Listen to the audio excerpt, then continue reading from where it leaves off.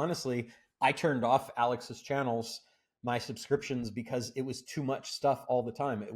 He was in my feed too much, and it was seldom relevant to anything that I cared about. So, I'm not looking for, how to have, an inexpensive Chipotle protein meal for under $5 and stuff like that. I mean, just, I don't care. And I think what happens is that if it's quality versus quantity. If you're chasing everybody, then, you're gonna maybe even turn off your core audience, because I'm certainly, I think, an audience that Alex would want to reach. But I just was like, pretty much none of this is of interest to me. Hey, everybody. Welcome to another episode of the Business Lunch Podcast. I am one of your hosts, Roland Frazier, and my wonderful co-host and business partner, Ryan Deiss, is also with us. Ryan, what are you up to today?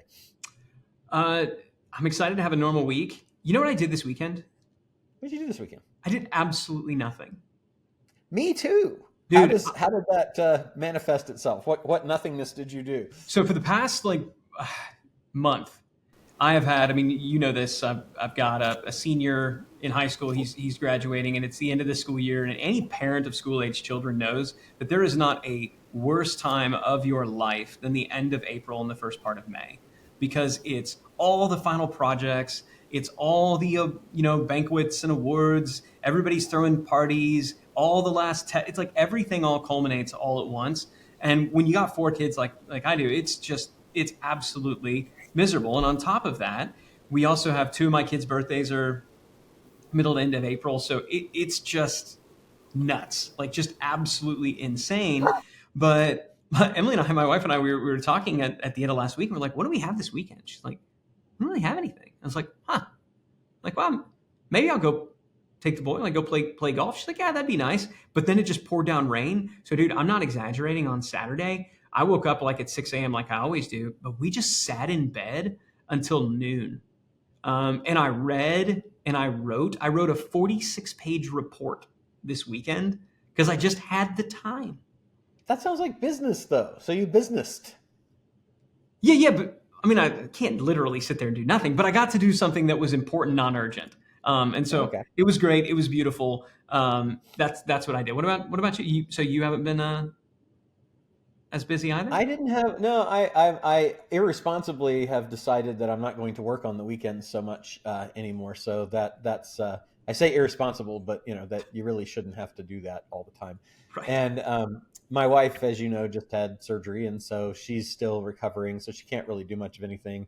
It was also here kind of just a really mopey, gloomy kind of weekend weather-wise. It was gray and drizzly. It was it was a day that was called for sitting in bed and doing nothing. Yeah, so I also can't help but get up early and everything. But then I just worked on. I've got some projects that I'm doing around here, musically with my studio and stuff like that. So I just kind of worked on plotting all that stuff out. I watched a whole bunch of YouTube videos. We went through a complete mini-series of something on television in between all of that. And so it was just very, very chill, but it's actually nice. And it was good. It definitely puts you coming into this week with feeling a bit refreshed, right? Yeah. It's been a grind. It's been a grind of late, and I get it. All this is a privilege to be able to do it. But I did I do enjoy the work, and I enjoy reading, and I enjoy writing. It was, so to me, it didn't feel like work, but yeah, now that I mentioned, as I hear myself say it out loud, it's like, oh yeah, that probably was a lot of work, but it was fun work. So that's not the good news is that you like what you do and you didn't even realize it was work, right? Bingo. Exactly. Yeah. So anyway, what's on the docket today? What's going on in your world? Well, you said you were reading something about the creators and their opinions on content and things like that, I think. Oh yeah. Okay. So a couple things. One, our mutual buddy, Alex Hormozy, who we've known since forever, but obviously in the last few years, he's a name that's probably known to most of our listeners because dude's just blown up on all kinds of channels. He made the decision he was going all in, going pro. in during COVID, and he really used that time to just go nuts and blow up on TikTok and on Instagram Reels and his YouTube channel, and just has done really really really well. And so it's been interesting though, because again, we're buddies and we we'll chat back and forth.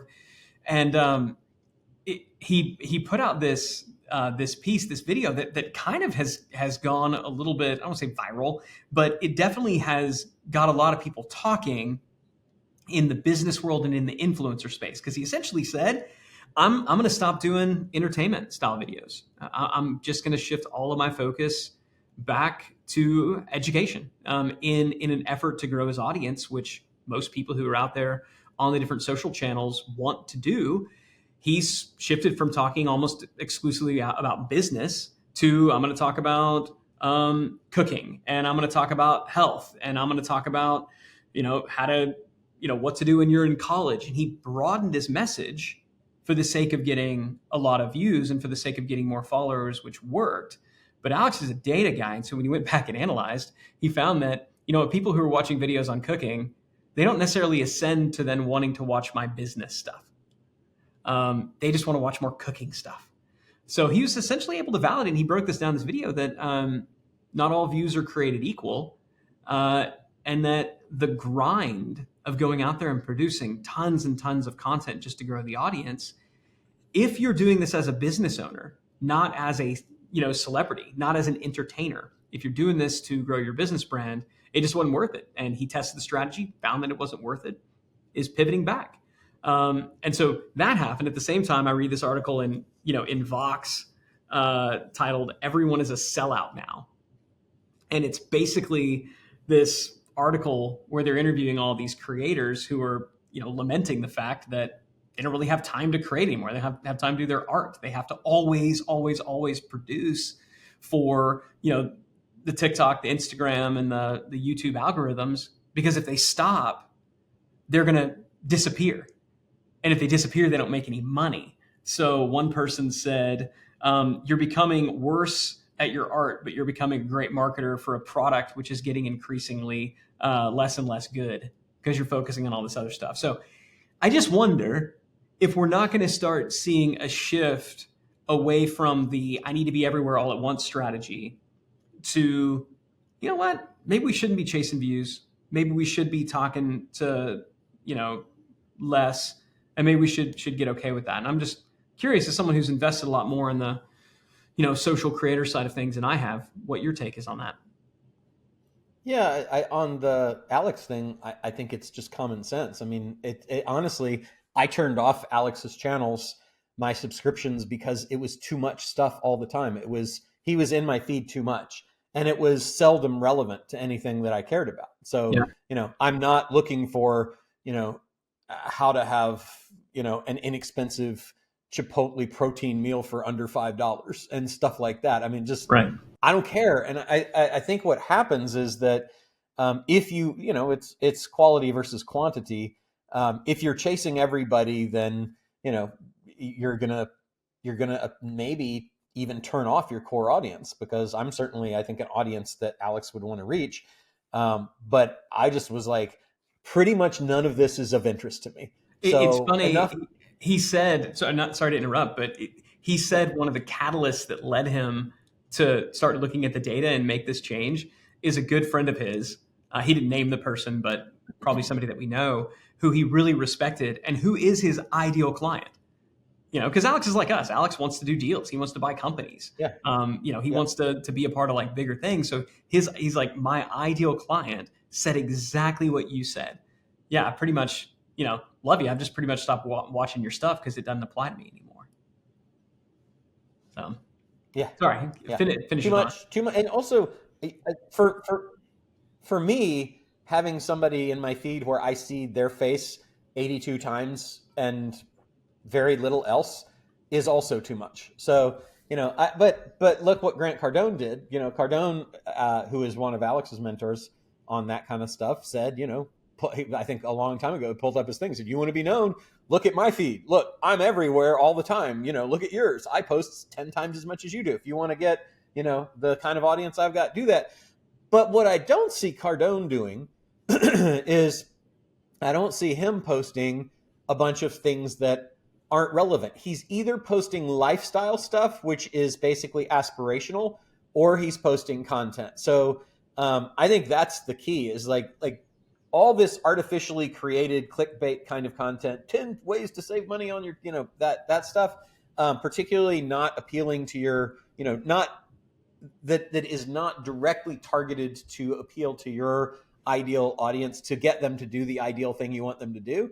It's just a waste of your time, and it ultimately just annoys people and causes them to turn you off. So, and then you also attract, I mean, do you really want the person that needs to know how to have a $5 Chipotle meal? I mean, is that who you want? And what are you going to sell to them? Like, they're going to ascend and sell you their $100 million business? Unlikely. Okay, so because I now have a trackpad and my mouse was directly over the record button, which I clicked to start recording our episode, when I put my hand down while being excited about something, I hit the trackpad and stopped the recording. So you guys may have a small gap in what we were talking about, but we were talking about Alex Hormozi and Grant Cardone, and how Cardone told Hormozi, you got to be everywhere all at once. And he told our friend Frank Kern that, and he's told us that.